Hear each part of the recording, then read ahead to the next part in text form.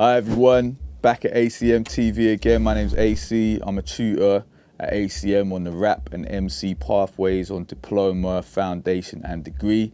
And today I'm here with Karl. And I'm a tutor on the rap and MC course and music industry studies. Yeah, and today what we're going to be talking about is song structure.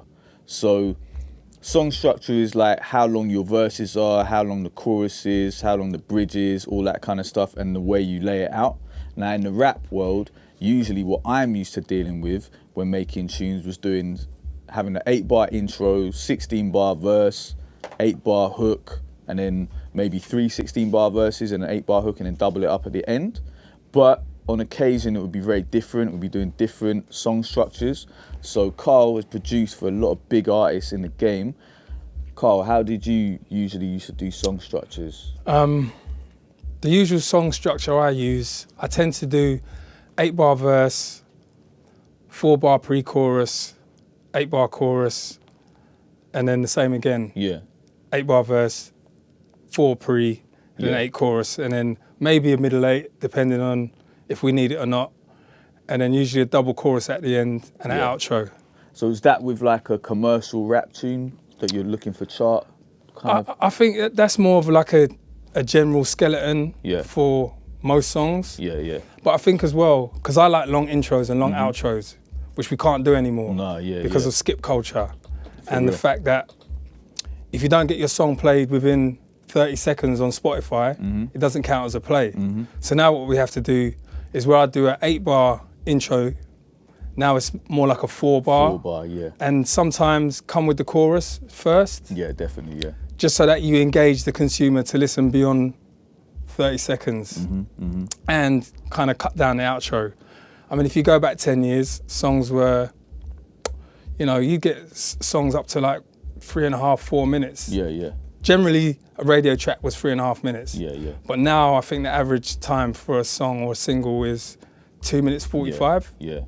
And there's a lot of rappers who are doing that I've seen it, because on Spotify then it guarantees repeat plays if someone really likes the song. No, exactly. It's all about keeping the listener engaged. Yeah. You want to keep them there as long as possible. And if you've got some long ass intro, sometimes people just zone out and skip before you get to the meat and potatoes of the song. Yeah. I mean, what we used to do as well, when we were making our albums, we'd have a lot of skits in there. Yeah. But we didn't have the skits being separate tracks. We'd have the skit over the intro of the tune. So it would be like it would be part of the tune, and the skit would usually be something quite funny or rowdy or something, so it would give people something to listen to while the intro was going on. And that's the tactic we employed. Yeah. So that each track would just go from track to track to track, and there wouldn't be spaces. Yeah. But like with albums now, do you see like the modern rappers doing that, or how are they doing this song structure with like album tracks, for example? I think a lot of the albums now are like, they're a lot shorter than they used to be, because each and every track, no one wants to get skipped. Yeah. Because it sends the algorithm the wrong message. The algorithm sees that as displeasure, so then it won't forward your song on to other listeners. Yeah. So again, songs have got a lot shorter, albums have got a lot shorter, and yeah, man, that's down to skip culture, algorithms, and what about in like the more underground kind of rap songs? Have they followed that trend as well, or are they still doing their own thing where they just don't? I think, there's still a lot of people that make records where they don't care, because they've got a big enough fan base to be able and they're targeting that particular fan base who just want to hear their songs no matter how long they are. Yeah. But I think if you're just getting into it and you haven't been heard or you haven't got loads of songs out, you just want to get to the point as quick as possible. Yeah. Definitely. I mean, the most recent tunes that I've done, we cut the intros down to like 4 bars as well. Yeah. Just got straight into it. Even I found like with videos, if there's an intro on a video that's too long, people will just skip that. They won't even watch like the nice scenery you put in there or anything building up over the music. So then we just thought straight away, just cut straight into the rap, like coming in straight off. Yeah, exactly. And that did work. I saw the view count better. I mean, some songs don't even have an intro. Yeah. It's just bang, boom, straight in. Yeah. But for me, sometimes that doesn't work. I like a little bit of an intro. I would like to, you know, I like long intros, man. That's me. I like to have a little build, but people don't care. Do you know what I mean? And what about from, like, if you've got a storytelling track? Like me, if I was doing certain tracks that are storytelling tracks, I might do a 32 bar verse. So I can get, and have it, like, instead of having 3 verses of 16s, I would do 2 32s. And that would be the thing. What would you say about those kind of tracks nowadays? Listen, if I'm a fan of the artist, I don't mind. Do you know what I mean? I mean, actually, if you look at some of Wu-Tang, I know they're old school, but a lot of, some of the new school kind of boom bap rappers, there is no chorus. It's just bars all the way through. But that's to keep the people engaged. You got to be spitting flames, man, for the whole 32 to keep people engaged. You know what I mean? Because otherwise, people just want to hear the hook. There's artists that have the hook almost like every 4 bars, it seems. Yeah, that's true. And something really simple that's repeated. I think it all depends what type of artist you are. I think the new generation of artists, everything's about the hook. Hooks. If you I think more in that, because it's gone to that level, and then you've got like some who are bucking that trend, they can get an opposite fan base, innit? Of the people who would like to hear that kind of stuff again, then they can tap into that. So it's like there's still opportunity available to every kind of song maker. Exactly. I think if you've got a fan base, you definitely got more leeway because they're interested in everything you do. And they're willing to give you time because they want to hear it. But if you're a new artist and you get self-indulgent with the intro, you might be in danger of getting skipped. And see, with you were saying about the structure that you do, you have like an 8 bar and then a 4 bar pre-hook. So what would an example, because a lot of people struggle with that 4 bar pre-hook thing, what example would you think of for a 4 bar pre-hook for someone? A 4 bar pre-hook, actually I was watching a Drake interview the other day, and he kind of uses the 4 bar pre-hook. It's almost like a chorus, something that you repeat every time. And he said as well, you know, that part is so important to set up the chorus. It might take him 4 days just to get that bit right. So again, it's just another hook. It's another way to keep the listener interested and just keep it moving. And then what about if you were going to put a bridge in there? You'd have the bridge being 8 bars, or is there any situations where the bridges are longer or shorter? For me, in general, the bridge is a pre-chorus, really. You can call it either or. But because of the shortening length of time on songs now, I tend to try and keep it to 4 bars. So the middle 8 is now middle 4. Sometimes, but you know, I like to let the song breathe at times as well. And again, like, it depends who I'm working with. In general, it's 8. But you know, it can be 4. It swings and roundabouts. And do you think that it's a good thing that the music has gone this way, or do you think it's a bad thing? I don't like skip culture, man. Nor me. And I like artists to be able to be creative. So I think it stifles your creativity a little bit when you have to think about the algorithms.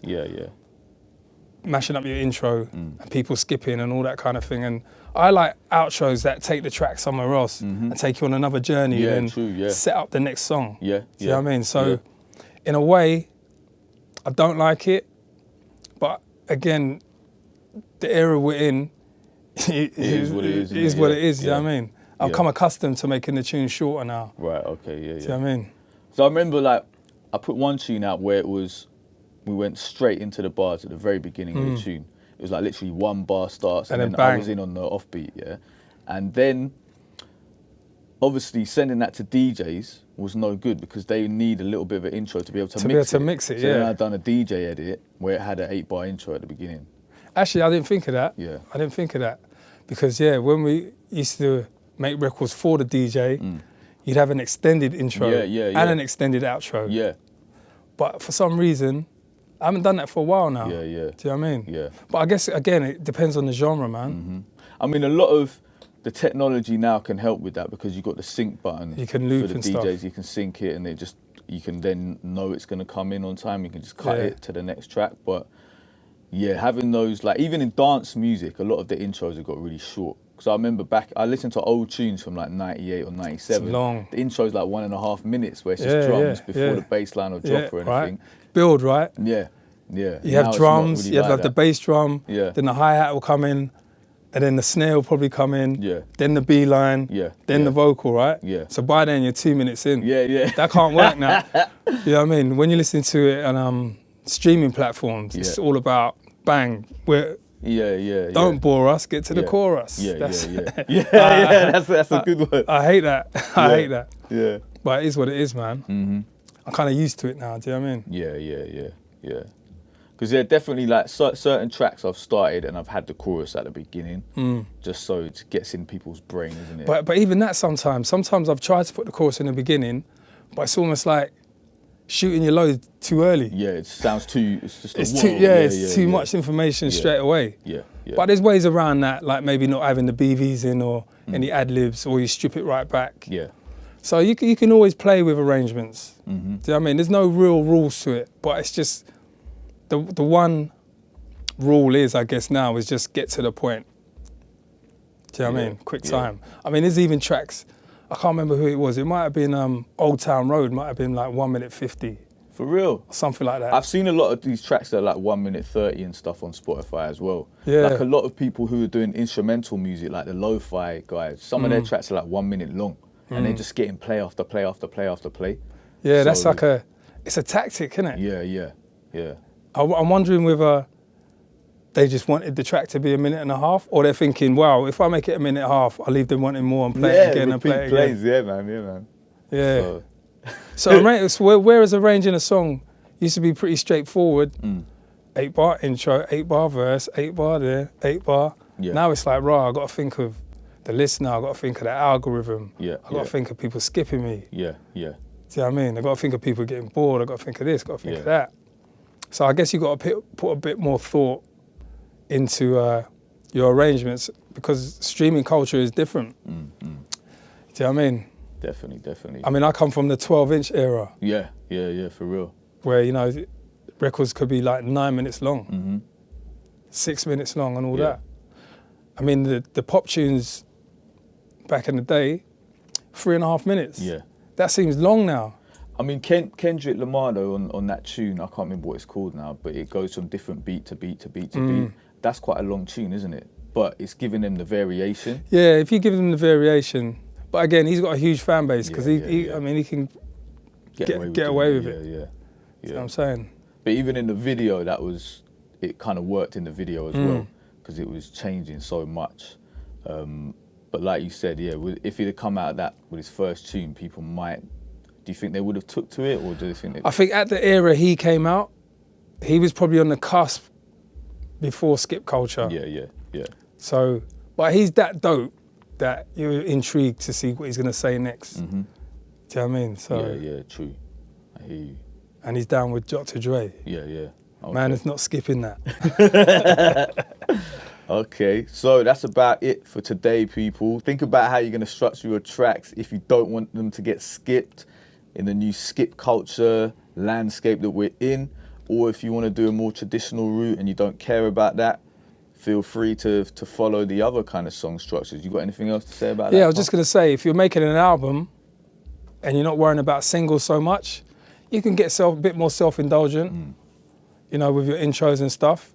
I think just stick with the short arrangements with the singles.